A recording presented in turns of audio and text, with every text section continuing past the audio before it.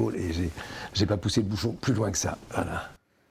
On voit de qui il parle. Voilà. Mais nous, on veut voir ça à la télé française. C'est prévu? Pour le moment, pas de diffusion française de prévu, mais si c'est le cas, je vous le dirai. C'est malheureux. Avec le flair habituel des télés françaises. Ah non, mais ça a l'air génial. Histoire d'amour torride. On va maintenant en passer au dossier du jour et à quelque chose de beaucoup plus sérieux. Il est revenu récemment en Irak où il a été le témoin du grand exode des chrétiens d'Orient et des yézidis qui fuient les troupes de l'État islamique. Il va nous dire ce qu'il a vu. Notre invité est le journaliste envoyé spécial du Figaro Magazine, Sébastien de Courtois. Bonjour. Et bienvenue. Avant de vous interroger, que vous nous racontiez ce désastre humanitaire auquel vous avez assisté, on est en ligne justement avec le Kurdistan irakien et le député de Paris, Pierre Lellouche, qui est en direct d'Erbil. Bonjour à vous. Bonjour. Quel est le sens de votre visite, le sens de la visite d'un député UMP, de deux députés UMP, puisque vous êtes avec François Fillon sur place dans le Kurdistan irakien, Pierre Lellouche? C'est d'abord la visite de François Fillon qui est accompagné d'une délégation. Là, nous avons été ces 2 derniers jours avec François Fillon à Bagdad, au moment où les Irakiens sont en train d'essayer de constituer un nouveau gouvernement avec les Kurdes, avec les sunnites. C'est la seule façon d'essayer de reprendre le contrôle du pays, qui est de Bagdad jusqu'au Kurdistan, occupé aujourd'hui par l'État islamique qui lui tient l'essentiel du nord de l'Irak. Mais pourquoi y êtes-vous allé, Pierre Lellouche? C'est pour venir en soutien aux Kurdes? C'est pour critiquer la politique étrangère française? Quel est le sens de votre visite sur place? On n'est pas là dans une optique de critique inutile. Au contraire, on a soutenu la proposition du président de la République de monter rapidement une conférence internationale pour endiguer justement ce fameux État islamique. On est là pour faire le point sur la situation de ces malheureux chrétiens d'Orient. Il y a entre 120 000 et 200 000 déplacés chrétiens qui ont été obligés de fuir leur maison du jour au lendemain, oui. Qui vivent dans des conditions épouvantables ici au Kurdistan, avec un pont aérien européen qui nous paraît aujourd'hui assez insuffisant. Il va falloir aider, remonter tout cela. On est là aussi pour faire le point sur l'aide militaire annoncée par la France, que nous avons également soutenue. Alors justement, est-ce que vous avez des informations là-dessus, Pierre Lellouche, puisque les Kurdes attendent désespérément des armes françaises, des armes qui auraient été promises par la France. Savez-vous où en est le dossier?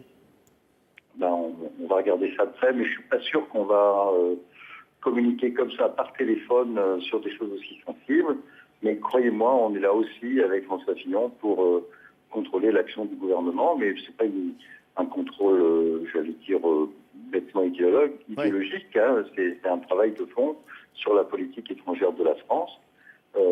L'État islamique, et là je pense qu'il y a un consensus dans la classe politique, représente un danger mortel non seulement pour le Proche-Orient, mais aussi pour l'Europe. Parce que ce qui est véhiculé, c'est un message de haine et de destruction, d'une violence sans précédent depuis... Al-Qaïda à côté, c'est presque des amateurs par rapport à ce qui est en train de se passer ici. Donc nous avons un devoir de vigilance, d'alerte des opinions publiques et de mobilisation des Européens. Nous sommes là en soutien à tout ce qui peut être fait d'utile et pas du tout dans des critiques politiciennes concrètes. C'est bon de l'entendre. Merci infiniment, Pierre Lellouche, d'avoir été avec nous au téléphone depuis Erbil. Et vous viendrez, je l'espère, en plateau pour témoigner du sens de cette visite sur place. Nicolas? Oui, juste une petite précision. C'était un voyage sous très haute surveillance de la part des autorités françaises qui étaient particulièrement inquiètes et qui ont exigé de François Fillon et de Pierre Lellouche qu'ils ne communiquent en rien sur leur premier rendez-vous, notamment à Bagdad. Et au fond, il y a la délégation, il y avait juste 2 personnes, Lellouche et Fillon. Et leur aide vraiment a été sur les dents. Les troupes du RAID pour assurer leur protection. On y reviendra. On va revenir avec vous, Sébastien de Courtois, sur ce qui se passe sur place. On va voir une carte qui explique un peu la situation, même si elle ne dit pas tout, sur l'avancée des djihadistes qui se sont emparés depuis le mois de juin dernier de territoires extrêmement larges au nord de l'Irak. En août, ils ont étendu leur zone de contrôle. Vous avez vu les chrétiens se réfugier au Kurdistan. Vous les avez vus. Ils sont entre 100 000 et 200 000 sur les routes. Ils sont partis, on peut le dire, en laissant absolument tout derrière eux? Complètement. Ce sont des gens qui sont partis, qui ont abandonné en 1 heure, je crois, qu'ils ont quitté cette petite ville de Karakosh, qui était vraiment le lieu symbolique de cette région-là.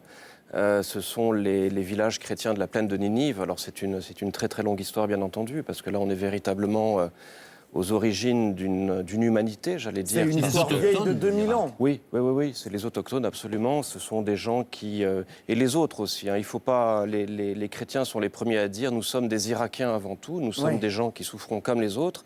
Néanmoins, en ce moment, il y a véritablement une cible, disons. Ils sont vraiment là. Il manque d'eau, il manque de vivres.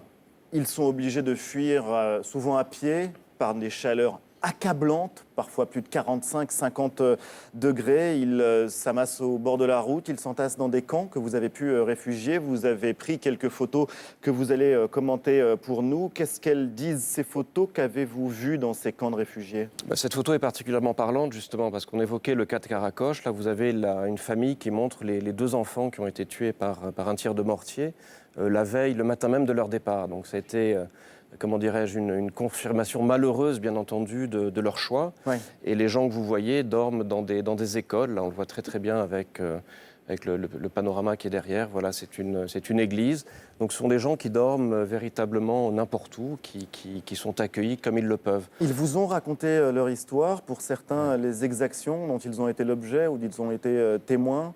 C'est absolument épouvantable. Il y a des choses, même, on est un peu obligé de se censurer parce que c'est terriblement dur et c'est incompréhensible si on n'attrape pas l'émotion du moment même. Alors j'ai du mal à l'écrire parce que j'ai fait on a fait grâce au Figaro Magazine, on a fait un très très beau reportage sur eux. J'avoue que je me suis censuré dans mes propos. Parce que c'était trop dur, parce que c'était trop violent. C'est épouvantable.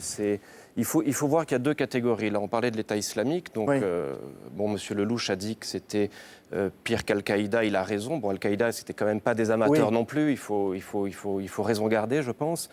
Néanmoins, là, on est face à un mouvement politique, un mouvement idéologique qui est profond, qui est au-delà du religieux, qui est même au-delà du fondamentalisme, je pense, parce qu'avec des religieux ayant l'habitude un petit peu du Proche-Orient depuis les 10-15 dernières années, on peut toujours parler avec des religieux. Il y a toujours un moyen de trouver un terrain d'entente. Là, on est dans une forme de haine. On est dans une haine viscérale, des gens très intelligents, des gens qui auraient beaucoup d'argent en plus, qui auraient beaucoup d'argent, qui sont très bien organisés, militairement ils sont très forts.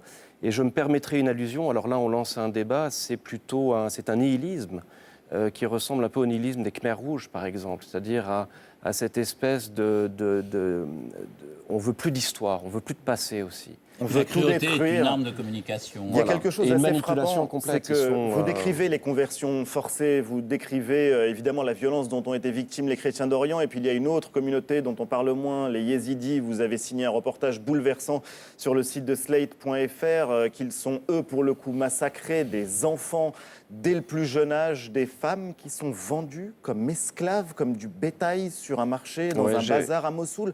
On peut acheter une femme pour 15 ou 25 $ en fonction de sa beauté.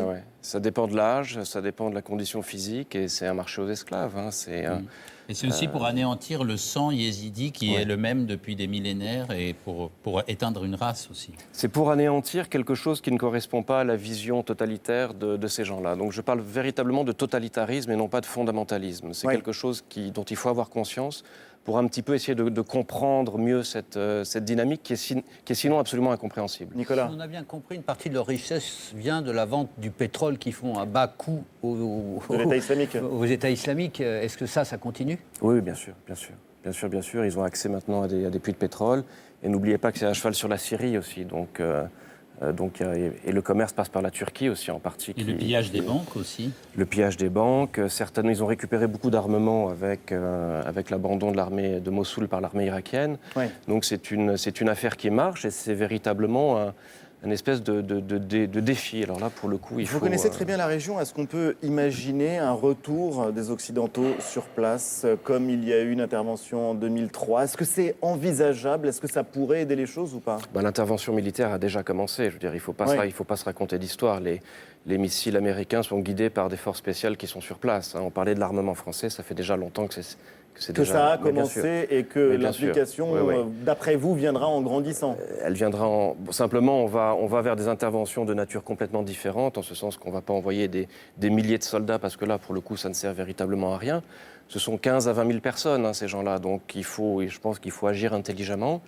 Mais ça a déjà commencé, donc il faut continuer. Et puis il faut faire attention aux équilibres régionaux qui sont très importants. Ouais. Il faut maintenir l'unité des Kurdes, il faut maintenir avec Bagdad, parce que le Kurdistan n'est pas une région, n'est pas un pays. On est dans l'Irak toujours, ça il faut le rappeler. Et puis la place de l'Iran, si on peut faire un peu de géopolitique locale, qui va être très importante, je pense. Une vraie poudrière. Merci infiniment, Sébastien de Courtois, d'être passé sur notre plateau. Je signale un thé à Istanbul, le récit d'une ville où vous vivez et que vous connaissez très bien, peut-être plus pacifique, mais dans cette région. On va se retrouver dans 2 minutes avec le journal d'Émilie Bess, le zapping et toute l'actualité du jour, commentée, décryptée par l'équipe. À tout de suite.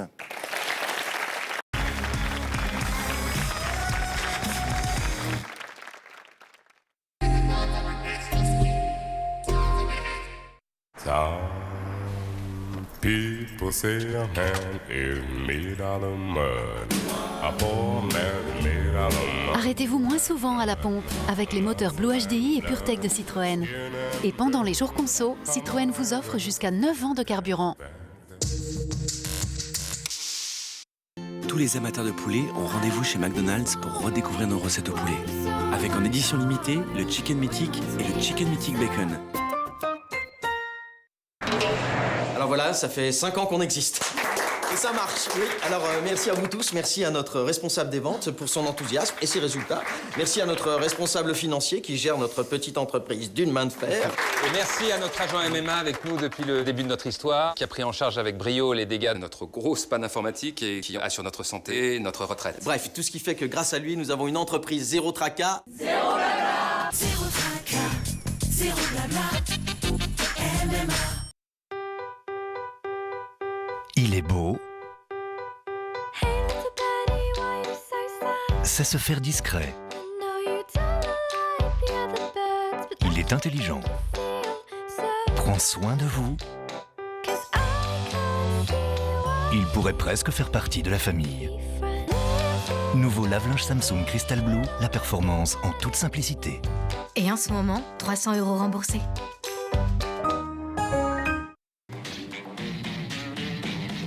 Avis à tous les rebelles, les courageux, les audacieux, les têtes brûlées. Avis à tous ceux qui carburent à l'instinct. Car on est comme ça. Toujours plus rapide. Bon, je mise sur vous, allez les gars. On y croit. On est les champions, ok? Oh, dame, manque plus que le valet. Un valet? Je parie sur toi. Donc tu fonces, hein? Avec les applications PMU Sport, Hippique et Poker, vous pouvez jouer et gagner partout. PMU.fr, jusqu'à 170 € offerts. Avec Costa Croisière, la terre est plus belle en mer. Offrez de nouveaux horizons à vos vacances. En ce moment, réservez votre croisière Costa et obtenez jusqu'à 250 € de réduction par personne. Costa Croisière.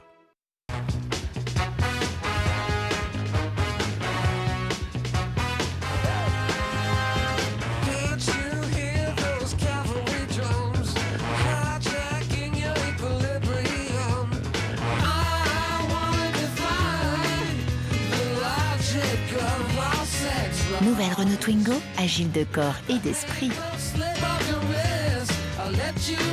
Découvrez nouvelle Renault Twingo à partir de 129 € par mois.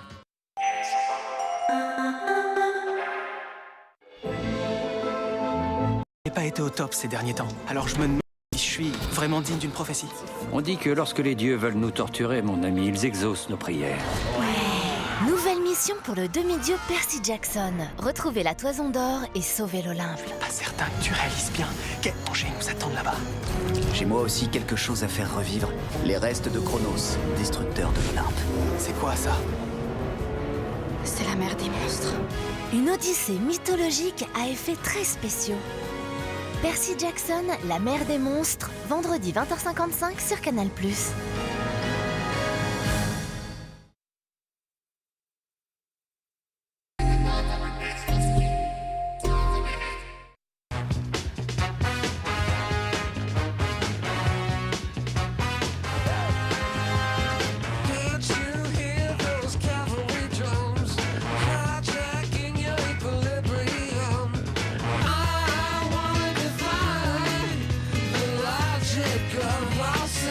Nouvelle Renault Twingo, agile de corps et d'esprit.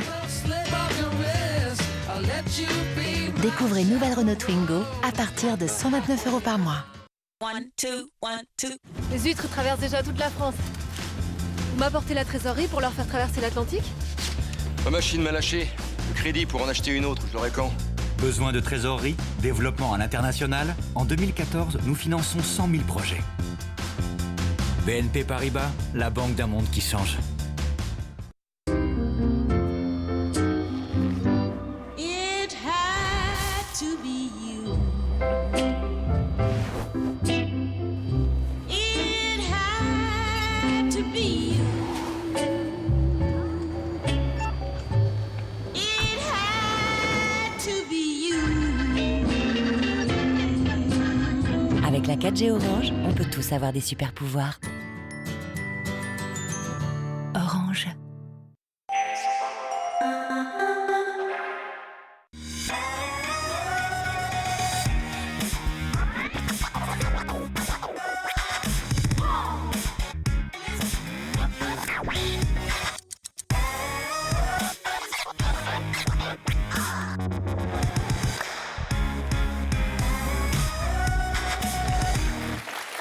Midi 45, la nouvelle édition de Canal+ est en direct avec Émilie Bess qui nous a rejoint pour le journal de la mi-journée. Ce sera juste après la météo.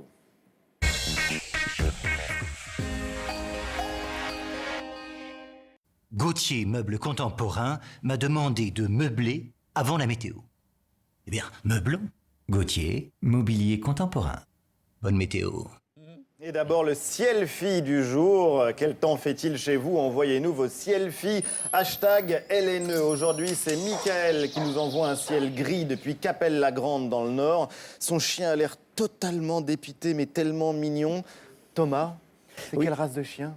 C'est un Yakou de Sibérie, je crois. C'est un chien qui vit dans les steppes et qui s'adapte très bien au climat. C'est à la fois mâle et femelle. Exactement. Voilà. C'est Ils se reproduisent tous. Exactement.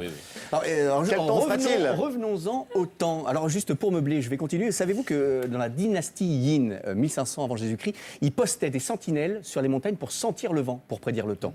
Non. Et nous, oui, alors nous, 2000 ans plus tard, qu'est-ce qu'on a? On a Météo France. C'est 350 millions de budget, 3500 scientifiques. Alors on en juge plutôt, regardez. Alors est-ce que ça a changé? Je ne sais pas. Mais regardez plutôt cet après-midi. La France est coupée en deux. Alors sans surprise, c'est la moitié sud qui prend tout le soleil, la moitié nord est sous les nuages. En général, c'est Ariel qui dit la France est coupée en deux. Oui, mais je lui ai repris cette phrase que je trouve assez Qui était libre de droit. Voilà. Oui, oui. Oui, oui. Mais c'est la Chine qui est coupée en deux. C'est des sentinelles chinoises. qu'on a posées, Exactement, évidemment. et plus sur les montagnes chinoises. Alors les températures sont assez satisfaisantes en ces temps d'austérité, rien en dessous de 22 degrés. Et puis alors, moi je trouve que 22 c'est plutôt une bonne note, C'est confort. que ce soit en mathématiques, en sexe ou en météo, c'est plutôt pas mal. Et demain Alors 28 aussi à Bordeaux, Ajaccio. Alors Ajaccio, ils vous diront qu'il fait 42, mais ça, faut pas les croire. Demain matin, le soleil fait une OPA agressive, un peu comme Mittal sur Arcelor. Seuls Lille, Brest, Strasbourg et Nancy font de la résistance. Et Nancy, Lorraine, un peu de résistance, ça leur fera pas de mal. Les températures, 10 degrés du côté de Clermont et Grenoble, 14 à Paris, 14 à Biarritz et à Nice, comme quoi Estrosi a le bras long, on le savait déjà. Bravo Thomas. La météo avec Gauthier, c'est terminé? Je peux rentrer chez moi et finir de meubler? Avec Gauthier, meubles contemporains. Gauthier, mobilier contemporain. Chapeau. C'est la tête de Nicolas qui est bien. dépité. Oui, il a l'air un peu dubitatif, mais ne vous inquiétez pas Nicolas. On revient aux choses sérieuses avec tout de suite le journal.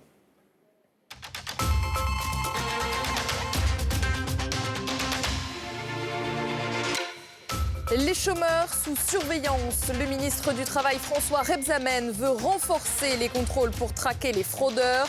Ceux qui ne cherchent pas d'emploi seront radiés. Un nouveau tabou est-il en train de tomber? Mardi 2 septembre, merci de nous rejoindre. Voici les autres titres de votre JT. Cette fois, c'est la rentrée. 12 millions d'élèves au cœur de la polémique des rythmes scolaires. Comment vos enfants seront-ils assurés pendant les activités périscolaires? Réponse à suivre. Dans le journal également, le pape et la main de Dieu. Maradona a rencontré hier à Rome le pape François. 2 Argentins réunis pour un match de foot pour la paix. Enfin, James Cameron replonge dans les abysses. Le réalisateur de Titanic a filmé la faille la plus profonde jamais explorée dans l'océan Pacifique. Cameron Odyssée à la fin de ce JT.